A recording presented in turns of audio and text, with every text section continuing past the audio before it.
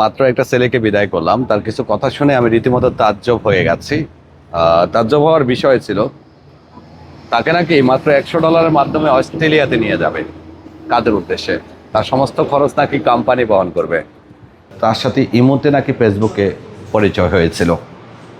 তো আমি ওই ছেলেটাকে বেশ কিছু যুক্তি দাঁড় করালাম। সে আমার কাছে জানতে চাচ্ছে যে এটা কি সত্য কিনা। তো আমার তরফ থেকে একজন প্রবাসীকে যতটুকু সৎ পরামর্শ দেওয়া যায় আমি সেটাই দিয়েছিলাম।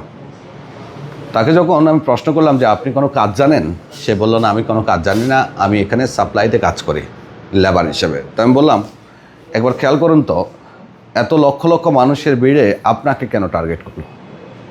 তাও আপনাকে $100 মধ্যে অস্ট্রেলিয়া নিয়ে যাবে। যেহেতু তার অস্ট্রেলিয়াতে নেওয়ার সুযোগটা আছে, তাহলে সে অদক্ষ হিসেবে তার এলাকার কাউকে প্রথমে নিত, অথবা তার আত্মীয় স্বজনের মধ্যেই কাউকে নিয়ে যেত। এতে বুঝে নেন যে আপনার সাথে প্রতারণা হতে পারে। ছেলেটা বারবার আমাকে যেটা বোঝাচ্ছে, ভাই মাত্র $100 দিতে চেয়েছে। যদি তারা প্রতারক হতো তাহলে তো লাখ টাকা চাইতো। প্রতারকদের এইখানেই সব থেকে বড় কৌশলটা কাজ করে। তারা প্রথম অবস্থায় আপনার কাছে এমন একটা অ্যামাউন্ট দাবি করবে যেটা আপনার সাধ্যের মধ্যে থাকবে। কারণ যদি আপনার কাছে প্রথমে লাখ টাকা দাবি করে তাহলে আপনি হয়তো অনিচ্ছা দেখাবেন। ছোট্ট একটা অ্যামাউন্ট দাবি করে। আপনার মতো 20 জন 50 জনের কাছ থেকে যদি $100 করে নিতে পারে তাহলে কত ডলার হচ্ছে? একজনের থেকে যদি $100 নিতে পারে, 10 জন থেকে $1000। প্রতারকরা এই ধরনের প্রবাসীদেরকে টার্গেট করে যারা অনভিজ্ঞ, অদক্ষ, তাদেরকে। $100 বিনিময়ে উন্নত দেশ অস্ট্রেলিয়াতে আসলে কেউ যেতে পেরেছে কিনা, তাও আবার অদক্ষ শ্রমিকের মধ্যে, এমন ইতিহাস খুব কম আছে।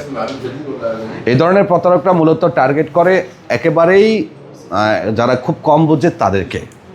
কৌশলে প্রথমে অল্প থেকে শুরু করবে, ধীরে ধীরে যখন আপনার মধ্যে বিদেশটা ভালোভাবে ঢুকে যাবে, অস্ট্রেলিয়াটা ভালোভাবে ঢুকে যাবে, অথবা ইউরোপটা ভালোভাবে ঢুকে যাবে আপনার মাথায়, তখন শুধু আপনার এটাই কাজ করবে। আর ওই সুযোগটাই তারা নেবে। কি করবে? আজকে এটার জন্য লাগবে, কালকে পুলিশ ক্লিয়ারেন্সের জন্য লাগবে, পরশু স্টাম্পিংয়ের জন্য লাগবে, অ্যাম্বাসির জন্য লাগবে। এইভাবে তারা বিভিন্নভাবে আপনাদের কাছ থেকে টাকা হাতিয়ে নেবে। আর সবথেকে বড় কথা, যদি মনে করেন অন্যভাবে নাও নিতে পারে, $100 তো নেহাত কম নয়। $100 সমমান বাংলাদেশি টাকায় প্রায় 12,000 13,000 টাকার কাছাকাছি। সো আপনাদেরকে অনুরোধ করব যে ইউরোপ, অস্ট্রেলিয়া অথবা আমেরিকা, ইতালি, এই দেশগুলো এক্সপেন্সিভ।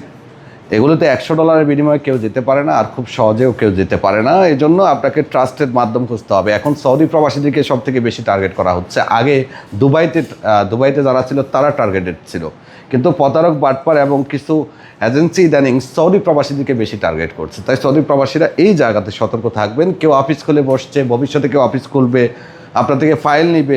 যদি আপনার থেকে 1000 রিয়ালও নেয়, আপনার মতো যদি 1000 লোকও দেয়, তাহলে 1 মিলিয়ন রিয়াল। বুঝেন নাই? তো দান্দাটা এইখানেই তারা করছে মূলত। আপনার 1000 লোকের মধ্যে দেখা যাবে যে 500 লোক দেশে চলে যাবে, 500 থাকবে, 500 হয়তো তার কাছে যেতে যেতে একটা সময় এটাও ভুলে যাবে। সাবধান। ধন্যবাদ।